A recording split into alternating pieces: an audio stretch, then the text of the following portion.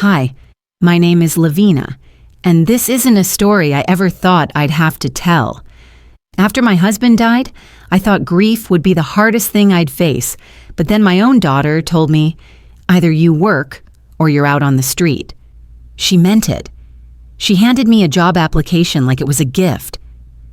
Like being her mother wasn't enough. She took my home, called me a burden, erased me from my own life, and even posted online that I was the woman who preyed on a lonely man. But what if I told you? The worst part wasn't what she did, it was who watched and said nothing. Do you want to know how far a mother can fall before she decides to stand up? The flowers hadn't even wilted yet. I was still wearing the black dress from Dante's funeral when the house went quiet for the first time in weeks. All the casseroles had been eaten. The doorbell had stopped ringing. There were no more voices murmuring condolences, no clinking of dishes, no hugs that lingered too long. Just silence. I sat in the old wingback chair by the window, staring out at the oak tree he'd planted the year Melis was born. Its branches looked heavy now, like they were weighed down by everything we never said. No one asked if I wanted to ride in the family car. No one asked me if I wanted to say anything at the service. And when the eulogy came, it wasn't mine to give. I had spent 45 years married to a man who loved me even when I didn't know how to love myself. I had nursed him through surgeries, held his hand through chemo, and slept upright for months on a couch just to be close enough when he needed me. But standing there at the back of the chapel, watching my daughter speak like I was a footnote in someone else's legacy, that was a different kind of grief. Melis stood tall in her beige suit, the kind she wore to real estate closings. Her voice was clear, her smile polished. She talked about her father's ambition, his generosity, his discipline. Everything I am, she said. I owe to him. The crowd nodded. Some teared up. Not once did she mention me. Behind me, someone whispered. She raised a daughter who didn't even say her name. I didn't turn around. My fingers just clutched the folded program, tighter and tighter until the edges crumpled. 3 days later, I was still replaying those words when Melis showed up at the house. She breezed into the kitchen like she owned it. And, in some ways, I guess she did. Her heels clicked against the tile, louder than the thoughts in my head. I've gone over the numbers, she said, setting a leather folder on the counter. This house is still in probate, but since Dad put my name on the mortgage last year, I need to start covering the payments. I blinked at her. Covering. She opened the folder, revealing a spreadsheet printed in color ink. Utilities, insurance, taxes. It adds up. Mom, and I have my own house to take care of. You can stay. Of course, if you contribute. We'd need at least $100, $200 a month from you. The room didn't spin. It just narrowed, like I was viewing everything through a straw. I walked over to the coffee maker, needing something, anything to ground me. She kept talking, calmly, like she was discussing rent with a tenant. I know it's a lot, but I found this. She slid a printout across the counter. A job listing. Companion caregiver needed. Flexible hours. Light housekeeping. Live-in preferred. You were a nurse. Mom, you know how to do this stuff. It's not medical. It's mostly just helping someone get around, being present. It could be good for you. I stared at the listing. The font was cheerful. The photo showed an older man smiling with a golden retriever at his feet.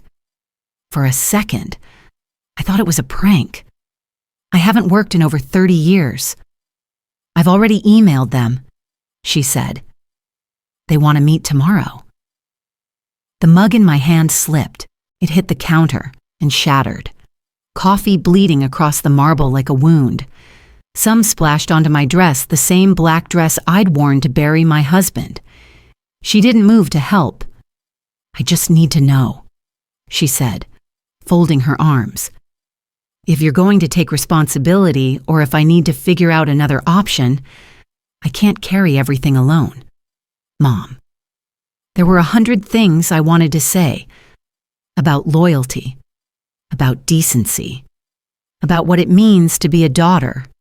But I said none of them. I knelt down, pressing a paper towel into the growing puddle. The tile was cold beneath my knees. Love, I thought, used to mean sacrifice. But maybe, at some point, it had become transactional, measured in invoices and monthly statements. When I stood, she was already gathering her things. "You'll let me know," she said. "They're expecting a call by noon." The door clicked shut behind her. I stayed there in the kitchen, looking at the stained hem of my dress, the shards of porcelain scattered like teeth on the floor. I picked them up one by one, moving slowly, deliberately, as if cleaning up the mess would erase the truth behind it. It didn't. It was the first time I realized grief was less cruel than my daughter. So when Malis showed me a job ad the next morning, I said yes before I even read what it was. The washing machine roared beside me, its spin cycle jolting me from whatever fragmented sleep I'd managed. My spine ached from the foldable mattress pressed against the concrete floor. The scent of detergent clung to everything in the air, my blanket, even my skin. It used to be the sunroom, once filled with plants and light. Now it was a storage space that held nothing of mine but the mattress I was told to roll up every morning before the kids came down for cereal. I pulled myself upright, folding the blanket into a tight square. The corners never lined up quite right anymore. Neither did I. Upstairs. I heard Miley's voice, bright, performative. I recognized that tone. Real estate Malis. The version of her that sold dreams for commission. I crept halfway up the stairs and paused in the hallway, just out of sight. And here's the kitchen, all original tile. That's our temporary live-in housekeeper you'll see her around. I didn't move. My throat burned, but I swallowed it down.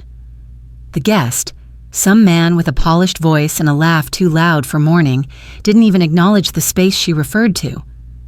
My space. That night, I opened the closet in the hallway to grab my sweater and found it half empty. Dresses. Gone. My winter coat. Boxed. I carried the box to the kitchen and placed it on the table.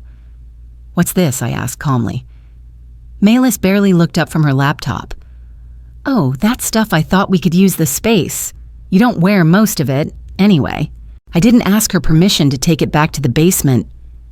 Later, I walked through the hallway and paused in front of the wall where our family portraits used to hang. They'd been replaced. Now there were spa brochures in sleek frames, inspirational quotes in cursive fonts, "Breathe in peace." In my room, if I could still call it mine, I found my wedding ring shoved in a drawer, under a handful of spare batteries and loose paper clips. The velvet box was gone. It didn't need a home anymore, I suppose. At dinner, the table felt off. My plate was mismatched, smaller and chipped at the edge. My seat, always to the right of Malis, was now closer to the wall. Darren passed me the salad like a man handing paperwork to a stranger. "Is Grandma living with us forever?" Harper asked, her eyes big. "She's just helping us for now, sweetheart." Malis answered without skipping a beat, pouring more milk into the child's glass. I kept my eyes on my fork. No one asked if I wanted more soup. Later that night, when the house had gone still and the dishwasher hummed its lonely tune, I tiptoed down to the basement. There was one box I hadn't opened since Dante died. I tucked it away behind bins of holiday decorations and forgotten electronics. Inside were yellowing letters from him, some written before we were married, some from his hospital bed, and a small, crumpled drawing. It was from Malis when she was 6. Stick figures, 3 of them. Me in the middle, holding both her and Dante by the hands. Above our heads, in wobbly pencil, Me and Mommy love Grandma. I traced the words slowly, my thumb pressing into each letter like it could bring them back. The washing machine clicked again upstairs, its steady rhythm unbothered by grief or memory. I leaned my head against the cold wall, the box in my lap. That night, I laid next to the laundry and realized I'd become invisible even in my own story. The next morning, I stood in front of a mansion that smelled like salt air and old money, and I was the help. But that wasn't how the day began. It started with a buzz from my phone, sharp and persistent. I reached for it with the kind of instinct you develop raising a child. You learn not to ignore things that come uninvited. The screen lit up with a calendar notification. Private caregiver intake, 9 Oriue. I hadn't scheduled anything. I blinked at it. Still half under the blanket I now slept with in what used to be the laundry nook. It took me a full minute before I realized Malis had synced our calendars. Of course she had. She once color-coded my reminders to refill her birth control when she was in college. The coffee pot gurgled in the kitchen by the time I found her. She was dressed in one of those cream blouses that only people who never do laundry wear. I held the phone out to her without a word. "Oh, good," she said, not even looking up. "You saw it. You made the appointment without asking me. I sent them your information. It's a great opportunity. You said you wanted to contribute." I didn't argue. I just nodded and turned back to pour myself some coffee. The spoon in my hand clinked against the ceramic too long, like it forgot its job. I kept stirring, even though the sugar had already dissolved. Maybe I was hoping my nerves would, too. By 8:10, I was walking to the bus stop, my shoes barely holding together from years of closet dust. I didn't ask Malis for a ride. She didn't offer. Her minivan wasn't in the driveway when I left anyway. I didn't ask where she was going, and she didn't ask where I was coming from. The bus ride was slow, crawling through traffic and time. It had been 35 years since I commuted to anything that resembled a job. Back then, I wore scrubs and carried a lunch in a brown paper bag. Today, I had a borrowed coat and a note with the address in my purse. I walked the final 3 blocks because I couldn't justify calling a cab not for a job I hadn't even asked for. When I reached the house, it looked more like a museum. Iron gates, ivy climbing up stone pillars, and a driveway that curved like it belonged on a postcard. I pressed the bell. It echoed deep inside the house, and a moment later, the door opened. A woman in her 50s stood there, eyes sharp behind silver-rimmed glasses. "Mrs. Lavina Thompson." "Yes, I'm Patricia, Mr. Ellison's house manager. Please, come in." The foyer was polished marble and silence, the kind of silence that had texture thick, expensive, unwelcoming. I followed her through the halls. Portraits lined the walls, all oil-painted faces with straight spines and harder eyes. No one looked like they'd ever swept their own floor. "You've been pre-screened by your daughter," Patricia said over her shoulder. Of course I had. She stopped in front of double doors and gave them a gentle knock before pushing them open. The man inside was seated near a large window, sunlight glancing off his silver hair. He didn't turn until Patricia introduced me. "Mr. Ellison. This is Mrs. Thompson." He swiveled slightly in his wheelchair, eyes meeting mine with a steadiness I didn't expect. For a moment, we just looked at each other. There was something there. Not recognition, not warmth, just something. His expression didn't shift, but I felt mine slip a little. "Have a seat," he said. His voice was deep, quiet, used to being obeyed. I sat on the edge of the armchair across from him, unsure whether to clasp my hands or let them rest on my lap. He asked basic questions. Had I worked in care before? Was I comfortable with overnight shifts? How were my organizational skills? I answered them like someone who knew she had no room to say no. When it was over, he nodded toward Patricia. "She'll handle the next steps." I walked out with her in silence. She handed me a folder with a schedule template and a benefits summary. If you accept, you can move in by the weekend. I took the folder, thanked her, and stepped out into the cold morning light.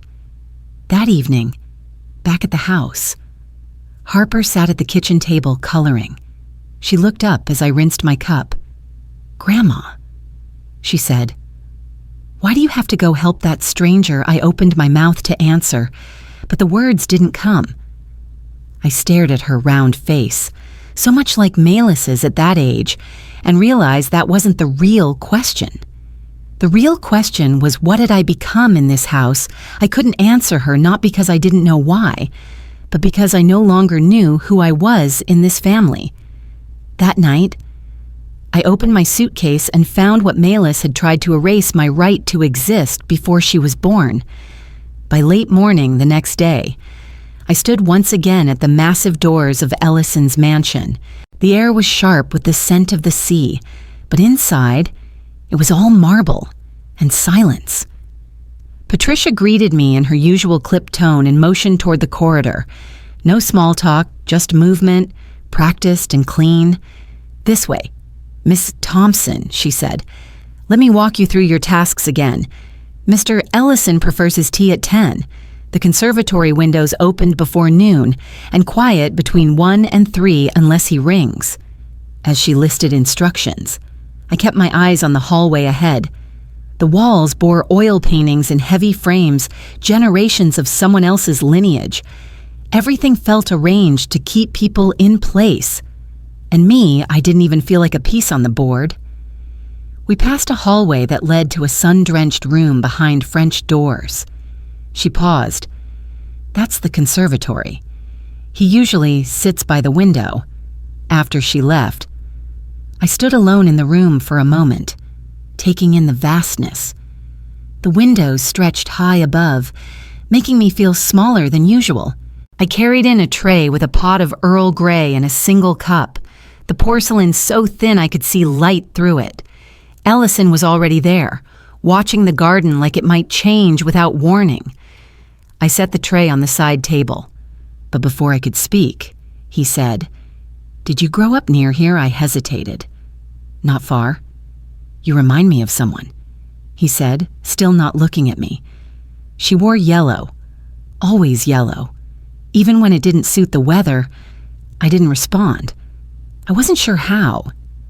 Later that afternoon, while dusting the guest library, I found myself pulling books from a bottom shelf, one tipped over, and a small, tarnished silver frame slid out from behind a stack of volumes. I picked it up slowly. The photograph inside was faded, but unmistakable. A girl in a yellow dress, laughing head tilted just slightly, caught mid-motion. My hair was longer then, dark and loose, and the dress was homemade, fitted just right. I hadn't seen that photo in 50 years, but there it was, in his house. I sat on the floor for a full minute, holding the frame in my lap like it might dissolve.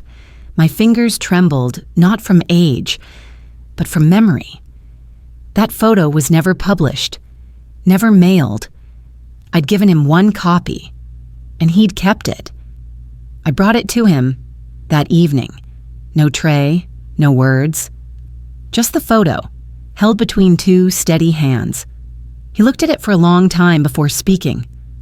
"I was never brave enough to look for you, but I never forgot. I didn't sit. I couldn't. My body was upright, but inside, everything collapsed inward. I didn't think you remembered anything about that summer." He looked at me, then really looked. "I remember the train. I remember the silence afterward.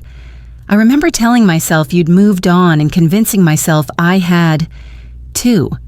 I built a life out of that lie. I didn't cry. I just stood there, holding the silence like a plate I didn't know how to set down. When I returned to my room, I pulled out the album I'd brought with me, the one Melis had rolled her eyes at, called Clutter. I hadn't opened it in years. The pages were stiff, brittle with time. But I turned each one carefully until I found the picture, my copy of the same photo I'd just held. Same dress, same day. But this one had his handwriting on the back, July 4th. Best day of my life. The yellow fabric. The way the sun caught my hair, I'd forgotten all of it. I couldn't even remember what I'd been laughing at. But he had remembered the dress. He remembered the dress. I couldn't even remember who I was when I wore it. The next morning, I asked Patricia for an address, then called a name I hadn't said aloud in 14 years. But first, I got up. Another morning, another breakfast tray. Ellison liked 2 sugars. No lemon. The toast had to be warm, but not hot. I'd learned the timing. The rhythm was familiar now, but it didn't feel like mine. It was a borrowed routine, like slipping into someone else's coat and pretending it fit. Not a life, just a rhythm someone else wrote for me. I set the tray down in the conservatory. Ellison glanced at me with that steady gaze again. I didn't speak, and neither did he. Some silences didn't ask to be filled. Back in my quarters, I finally opened the last box Malis had forwarded. It sat for days in the corner like a stray dog I didn't want to feed. But today, something told me to look. Inside was a mess of papers, bank envelopes, statements, loose folders with signatures I didn't recognize. I flipped through slowly, then froze. There it was, my name in shaky, uneven ink on a document labeled Power of Attorney. The signature wasn't mine. I stared at it, felt the blood retreat from my face. My hand, yes, but not my handwriting. My letters didn't slope like that. They never had. This one was forced, faked. I took a photo of it with my phone and slid the document between the pages of a novel in my suitcase. I didn't confront her. Not yet. The hurt was too sharp to speak around. Later, while searching for Dante's war medal to give to Harper for school show and tell, I went to the back room Patricia had assigned for overflow storage. I knew my memory box had been stashed there, one I labeled years ago with my own handwriting, Levina's keepsakes. But when I found it, the label was gone. In its place, a bright orange sticker that read, "Discard pile." Inside, I found a plastic bag stuffed with our wedding photo, a scarf my mother had knit the year Malis was born, and a stack of cards from our 30th anniversary, all balled up like junk mail. My chest tightened. No tears, just a jaw clenched so tight it felt like it might crack. I gathered everything, folded it neatly into a cloth tote, and carried it back to my room. My hands shook the entire time. That evening, I found the cracked picture frame in the hallway trash can. It was the silver one from my nightstand, the one Dante gave me on our 20th anniversary, engraved with the words, "Forever, no matter what." I picked it up, turned it over. The glass was cracked across my face. I lifted it, and a shard sliced my finger. The blood didn't scare me. The indifference did. I whispered to no one. This was my life, and you made it garbage. It wasn't about a picture frame. It was about being erased. Back in my quarters, I dug through my suitcase and placed the photo beside the fake document. Then the scarf. My hands moved as if they were threading something together, something fragile but necessary. A lifeline. I took a sticky note from my journal and wrote 4 words, "Ask Roy Jensen," quietly. I placed it on the inside flap of the suitcase, under the elastic band where my passport used to be. That night, I didn't cry. I just stared at the ceiling and planned my next quiet move. But sometimes, heartbreak returns, wearing a familiar face and a voice that forgets who you used to be. "Vina," Ellison said softly that morning as I was dusting the bookshelves in the sunroom. I dropped the feather duster.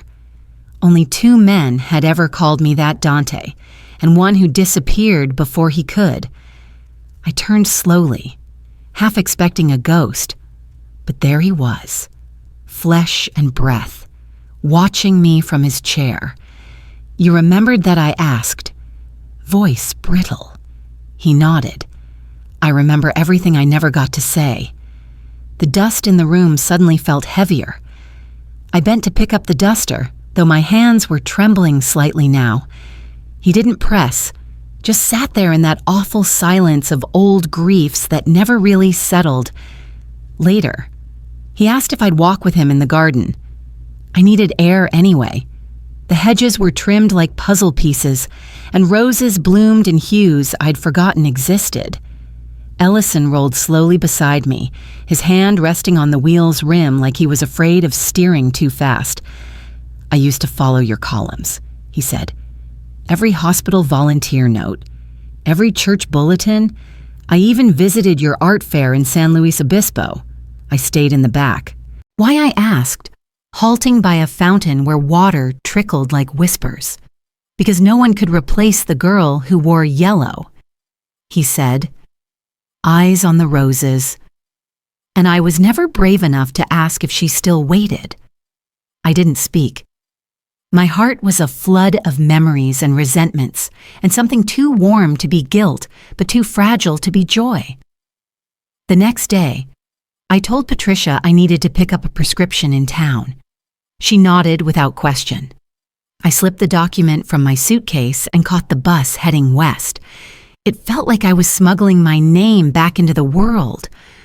Roy Jensen's office was tucked between a florist and a cobbler's shop that looked like it hadn't changed since the 70s. He hadn't changed much either. Thinner now. But his eyes were still quick behind wire-rimmed glasses. Vina, he said, I thought you'd moved out of state. I nearly did. I replied, sliding the paper across his desk. Is it criminal if your daughter steals your life with a pen? He scanned the forged signature, then frowned. I filed Dante's final will myself. This isn't it. My heart thumped like it used to during labor contractions, fear and purpose in equal parts. I need a certified copy. I whispered, to me, not here. He nodded, scribbled notes, gave me a date. Before I left, he touched my hand and said, you always were sharper than anyone gave you credit for. I walked out into the Carmel sunlight feeling a strange sense of balance, like I'd just remembered how to stand without leaning, before heading back. I stopped at the corner postal annex and mailed the certified copy to the mansion, addressed to myself, with tracking. I tucked the receipt deep into my bra and stood at the bus stop pressing it to my chest like armor. When I returned, Ellison was in the foyer. He didn't say hello, just watched me for a beat, then asked, you went to reclaim something, didn't you? I nodded. Something they didn't think I'd miss. He didn't ask what. That evening, on my way to my room, I saw the piano in the hallway. It wasn't there before. A glossy upright with a sheet of music resting open on the stand. The title at the top was scrawled in blue ink for Vina, Unfinished Symphony. My hand hovered above the keys. I hadn't played since before Harper was born. My fingers remembered. Even if the rest of me wasn't sure yet, I didn't press down. You don't touch something that once broke your heart not until you're sure it won't break you again. And that envelope would be the quietest war I'd ever win. It was just past 4 when Ellison and I finished our tea in the conservatory. The windows behind him framed the late sunlight like it was staged. He said little that afternoon, only tapping his cane against the tiled floor in a rhythm I couldn't decipher. That's when Patricia came in, rigid and too formal. Ma'am, she said, glancing toward the main hallway. It's your daughter. She's already inside. I froze. I didn't ask how she got in. I didn't need to. Malis walked into the conservatory like she was entering a courtroom she owned. Her hair was twisted high, her lipstick sharper than usual. Her eyes swept the room, not resting on anything, especially not me. "I came to check on things," she said, arms crossed. "Didn't realize you'd already moved in." Ellison leaned forward slightly, his cane pressed against the carpet now. "What's this about?" I asked. Careful. Low. She didn't blink. "This is about manipulation, about you preying on a man who, no offense, Mr. Ellison is clearly vulnerable. A woman in your position, showing up here, living rent-free." Her voice rang out like a polished sales pitch, perfectly rehearsed. I glanced toward Patricia. She pretended to straighten a vase. Malis stepped closer. "You were supposed to be helping me manage Dad's estate, not disappearing into some retired millionaire's guest room." Ellison cleared his throat, then louder. His voice filled the room. "Mrs. Thompson is here because I hired her." Malis tilted her head. "Sure, hired." He didn't flinch. "And if you speak to her that way again, I'll ask security to walk you out." That was the first time I saw Malis falter, not because I said something, but because someone else finally had. She turned on her heel and left without another word. Patricia followed her out. Later that evening, I received a message from a church friend I hadn't spoken to in months. Just a screenshot, no explanation. It was a Facebook post, vague but cruel. "Protect your aging loved ones before gold diggers move in." Below it, I saw names I knew. Some from Bible study, some from Dante's memorial. Liking, sharing, quietly nodding. I didn't reply. I didn't comment. I simply sat there, staring at names that had once hugged me after service, now nodding to a lie told in broad daylight. In my room. I pulled the photo album from the drawer. The page I opened held Malis, 5 years old, in a striped jumper, holding my hand with a grin too wide for her face. That photo had once meant everything. I remembered the first time she ever called me too much. I'd been clapping too loud at her 6th grade play. She turned to me with narrowed eyes and whispered, "Can you not?" I had smiled and backed off. I thought I was giving her space to grow. But over the years, that space turned into distance, then dismissal, and now, war. I set the album down beside Ellison's will, folded neatly and placed inside the top drawer of the desk I never asked to use. 2 lives side by side, one I'd raised, one I'd rediscovered. Ellison came to the door but didn't enter. "If you want," he said quietly, "I'll sue her for defamation. I have the means, and I'm not afraid of her." I shook my head slowly. That's what she wants. She wants a scene, a counterattack. I turned to the envelope drawer, pulled out a notepad, and tore off a single sheet. I'll answer her another way. The next day, I called Roy Jensen and said only 5 words. It's time for the envelope. Because when a daughter declares war on her own mother, the only thing left is silence and signed paper. I stood in Ellison's study early that morning. The door closed behind me, sun warming the polished floor, but not the air. I dialed Roy Jensen, pressed the phone to my ear, and didn't wait for him to say hello. "Deliver the envelope," I said, calm and firm, exactly how we planned. There was a pause on the line, a breath filled with weight. "Are you sure?" he asked. I closed my eyes. It's the only way she'll stop. He didn't argue. He'd known me long enough to recognize when I'd made peace with a line I couldn't uncross. By early afternoon, Malis was at the front door. I could hear her voice before I saw her, high and clipped, fury disguised as formality. She didn't wait to be invited in. Patricia opened the study door, her lips pursed. "She's here." Malis entered, holding a printed screenshot in her hand like evidence in court. "You turned people against me," she snapped. "You manipulated him, made yourself look like some tragic widow who needed saving. And now people are calling me, asking if I've stolen from my own mother." She tossed the paper onto the desk. Her face flushed. "Do you enjoy this?" Watching your daughter be humiliated, I didn't rise. I simply glanced toward the desk drawer.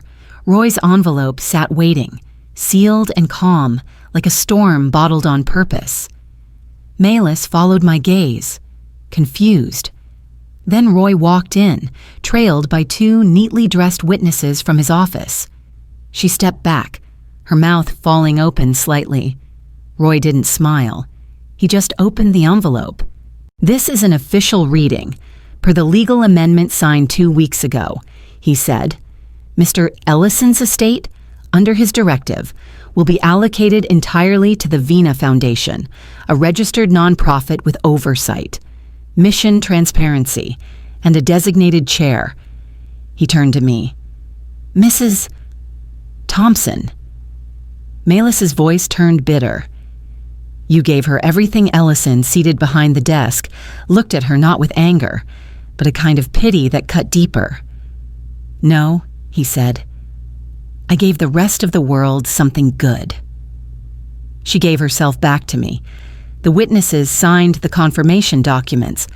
Malis stood frozen for a beat, then scoffed. "You've both lost your minds," she muttered. "You're being taken advantage of." Roy slid the documents back into the envelope and looked at her over his glasses. "The law says otherwise." She turned to me, but I didn't flinch, didn't rise. My hands remained folded in my lap. Outside the study, the clock chimed 4. No one moved. That night, as the mansion settled into quiet, I remembered the conversation Ellison and I had 1 week before, in the same room, with the same envelope. "She wants a war," he'd said. "We give her a paper one, but no yelling, just ink." We'd signed side by side. My fingers shook a little. His did too. But our faces were still. Now, the aftermath of that silence hung like smoke. Malis left without saying goodbye. Her heels struck the floor like nails being driven. The front door closed softly, not slammed, but final. I remained in the chair. Behind me, the piano sat untouched. Ellison leaned over from his seat. "You okay?" I didn't answer right away. Instead, I whispered something I hadn't said aloud in years. "She'll come back. But this time, I won't be waiting." Because when a daughter declares war on her own mother, the only thing left is silence and signed paper. But just when I thought the bleeding had stopped, an old wound reopened with a truth I didn't know I needed. The message came at 6:47. Ma'am. I was buttering toast, the house still silent. My phone buzzed against the counter. "Didn't know you remarried, congrats. Looks like a lovely wedding." It was from Nancy Weaver, our old neighbor back in San Luis. I blinked at the screen, confused, then clicked the link she'd included. It opened to a photo posted by a local catering company, a professional shot from the side lawn of Ellison's estate. There we were, me in pale blue, Ellison in a navy suit, his hand resting gently over mine, sunlight casting soft shadows behind us. A caption read, "Private vow exchange. Coastal Carmel elopement." I hadn't expected the vendors to post. We hadn't announced it, hadn't made a fuss. We hadn't even told Patricia until the day before. But what struck me more was who wasn't in the photo. Malis. She hadn't been invited. I closed the screen. The toast burned. I didn't eat. By midday, the photo had spread, shared by the bakery, the florist, and a small wedding blog with a soft pink header. Comments poured in, most kind, some curious. But one stood out. A comment on the florist's repost. "Not everything shiny is sacred. Malis." No name, no mention of me or Ellison. But everyone who knew us would understand the shade. I didn't respond. I simply took a screenshot and saved it in a new folder on my phone labeled Proof. I texted Ellison, "You okay?" His reply came 5 minutes later. Better than I've ever been. I turned off notifications. That evening, a small padded envelope arrived. No return address. But the handwriting was Harper's. Inside was a drawing, folded twice. I opened it on the edge of the bed, careful not to tear it. Crayons on thick paper. A house with smoke curling from the chimney, a dining table inside with stick figures, 4 of them. Mayless, Darren, Harper, a little brother. Maybe. Outside the window, under raindrops drawn as tiny blue circles, was another figure, a woman with glasses and a gray bun. She stood smiling, her hands cupped around her mouth. At the bottom, in Harper's shaky printing, Grandma watched us eat. She smiled. I stared at it for a long time. Not sad, just hollow. The way grief feels when it's been repainted so many times it turns pastel.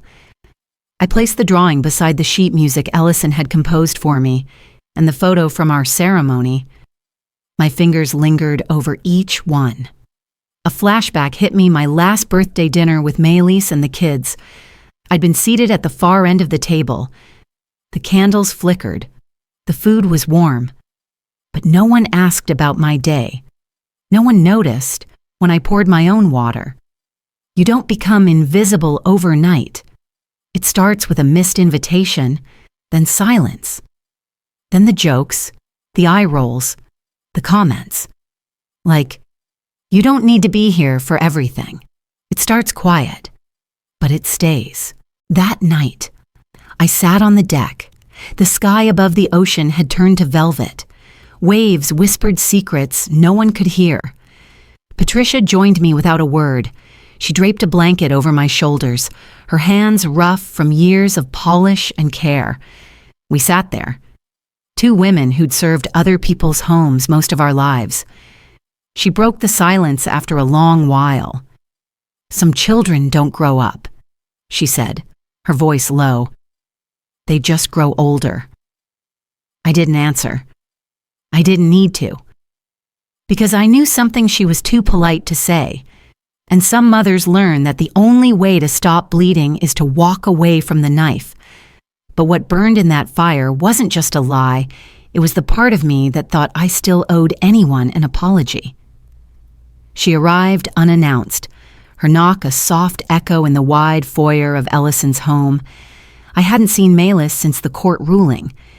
She said nothing when I opened the door, only handed me a worn cardboard box labeled in Dante's handwriting office. Dad. She didn't step inside. I carried it to the dining table and pulled open the flaps. Inside were paper stacks held by brittle rubber bands, yellowed envelopes, receipts. Beneath it all, a smaller box tucked carefully, almost lovingly held a bundle of letters wrapped with ribbon and a silver pen. The pen bore initials I didn't recognize. They weren't mine. I didn't need to read every letter to understand. His words were his. But the tone. That tone had once been mine to read. Now it felt rehearsed, replicated, passed on. He'd loved another woman, long before he died, long before Maylise ever accused me of ruining anything. I sat back, the pen rolling against my palm, cool and final. Later, in the parlor. Maylise broke the silence first. "He made me think you were the selfish one." Her voice cracked. Her mascara wasn't as perfect today. "He said you didn't understand him, that he wanted more." I looked at her for the first time in a long time, without anger. "You clung to his shadow." I said, calm but steady, because it was easier than facing your own. She didn't deny it, just lowered her gaze to her hands. 2 days later, I stood outside a courtroom in Carmel, listening to Roy Jensen present his case with the precision only time and quiet fury can teach. Maylise had filed a petition to challenge the foundation, claiming manipulation, undue influence. She brought emotion. Roy brought ink. He laid out documents showing I had signed away all personal inheritance. Every cent. Not a dollar from Ellison's estate would ever reach my pocket. The judge's ruling was simple. You cannot claim what was never promised. Melis left without a word. Ellison stood to offer his arm. She waved it off. She walked across the parking lot with that same posture she'd inherited from Dante, shoulders stiff, chin high, eyes looking past everything that hurt. She's not a villain, I murmured to no one, but she mistook control for love. That night, I opened the letter bundle one final time. No tears, no trembling. On the deck, beside Ellison, I fed the pages one by one into the metal fire bowl. Flames curled through ink. Words melted into black edges. I dropped the silver pen last. He watched silently. I didn't ask if he approved. "Do you feel lighter?" he asked. After a while, "No." I said, "But I feel finished." We didn't speak after that. The only sound was paper burning, then the soft roll of ocean wind over the ashes. And sometimes, closure doesn't come with hugs. It comes with smoke and silence. But a whisper from the past still had one last thread to cut, one I hadn't realized was wrapped around my throat. The porch felt warmer than usual that afternoon, not the kind of heat that pressed on your skin, but the sort that wrapped around your chest like a long exhale. I sat on the weathered wooden bench, chamomile tea cooling in my hand, a scrapbook balanced across my lap. It was filled with photos, newspaper clippings, and thank you cards from donors who'd written notes like, "You saved my mother's dignity, and thank you for reminding me that caregiving is grace." Ellison joined me with a sigh that carried the weight of years and wars. He leaned on his cane as he sat beside me. "Feels peaceful now," he said, scanning the horizon where ocean met sky. "Peace," I replied, "is just silence that no longer needs defending." He nodded. We sat that way for a while, the ocean murmuring in the distance, birds chirping like they hadn't lived through our storms. Then came the voice. "Lavina." I looked up, blinking against the light. Gloria. Same soft curls, same direct eyes. We hadn't spoken since the last church potluck Melis dragged me to before everything went cold. She stepped onto the porch, arms open. We embraced. Not long, not deep, but enough to remember. "I saw Melis," Gloria said, settling on the armrest beside me, "at a fundraiser last week." My stomach didn't twist. It didn't need to. The twisting was long done. She looked polished. Said she was expanding her consulting firm. I nodded once, sipping my tea. She introduced herself. Gloria continued by saying, "I'm the one who had to survive my mother." My cup clinked softly against the saucer. I didn't realize I was the war she never got over. I murmured. Gloria reached for my hand. I didn't move. We sat in that silence, the kind women share when the pain is no longer fresh, but still deep.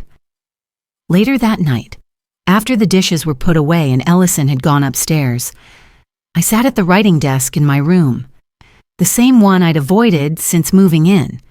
I opened a drawer, pulled out paper, uncapped the pen. Melis. I wrote, "I remember the day you were born. I was terrified and awestruck. I've never loved anything faster." The letter went on, full of truths I'd never said out loud, about how grief made me cold, how silence grew like mold between us, how I watched her slip away year after year and couldn't find the door to stop her. I read it aloud to Ellison later. He didn't say a word until I'd folded the pages. "I would have forgiven you," I whispered. "But you never asked." Ellison took my hand and pressed it gently. "That was never your burden to carry."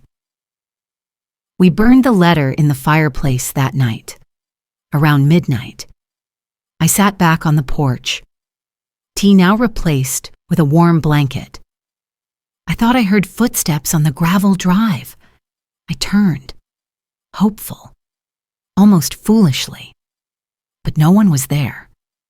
Some people leave without slamming doors. That doesn't mean they'll ever return. And some absences ring louder than rage ever could. But a whisper from the past still had one last thread to cut one I hadn't realized was wrapped around my throat.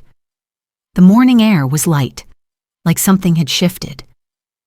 I walked to the local bank alone, wearing the same cardigan I'd worn the first day I stepped into Ellison's house. There was something poetic in the symmetry.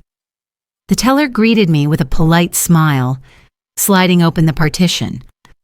"I'd like to make a donation," I said, handing her a folded check. It was addressed to Mrs. Dawkins, the woman who'd raised Malus for 3 years when I'd been hospitalized after Harper was born. The teller scanned it. "This is generous. Rare, too. People don't usually remember these things." I gave a small nod. She remembered me when my own daughter didn't. There was no ceremony, no receipt I planned to keep. I walked out lighter than I had in years. That afternoon, I sat at the dining table and pulled out a fresh piece of paper. This letter wasn't for Malus, or Ellison, or even Harper. It was for me. I never stopped being a mother. I wrote. I just stopped asking to be treated like one. I folded it and tucked it into the keepsake box right between the scarf Malus had knit me in 8th grade and the photo of me holding her in the delivery room, exhausted and beaming.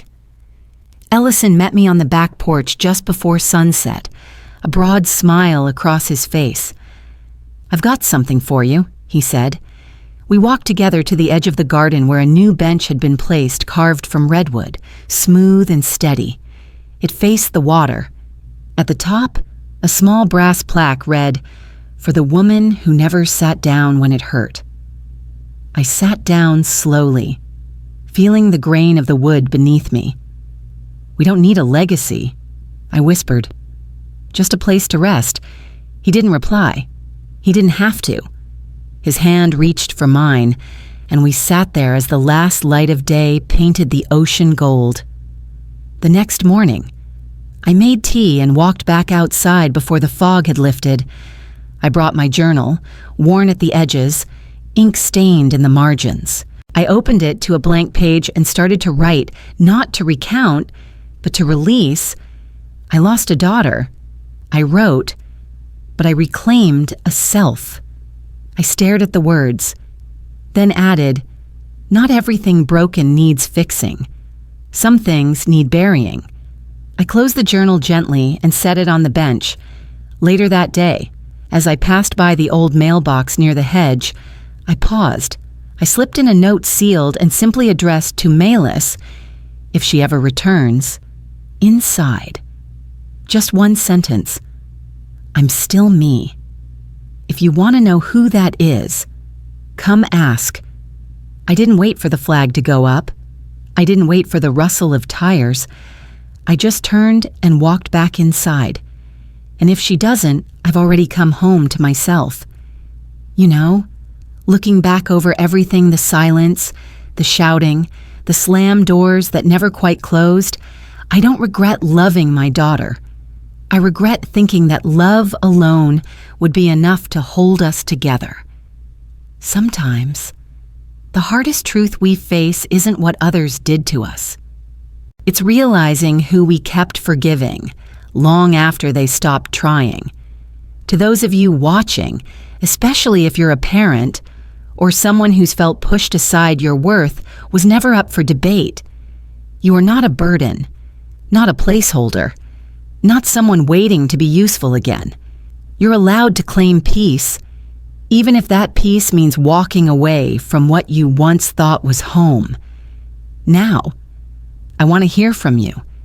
Have you ever forgiven someone who never asked? Have you ever had to find closure on your own terms? Drop a comment below, type 1 if this story touched your heart, or tell me what city you're watching from. If you didn't like this story, Tell me, why was it too real? Too raw?